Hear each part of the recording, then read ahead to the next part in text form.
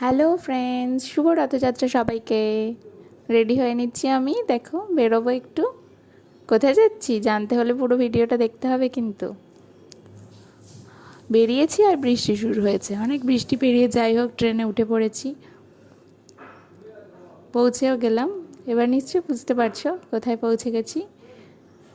যাই হোক, মুভিটার কোনো কিছু ক্লিপস তোমাদের জন্য দিলাম, দেখতে থাকো। মুভিটা কিন্তু ভালোই হয়েছে, গিয়ে দেখে আসতে পারো।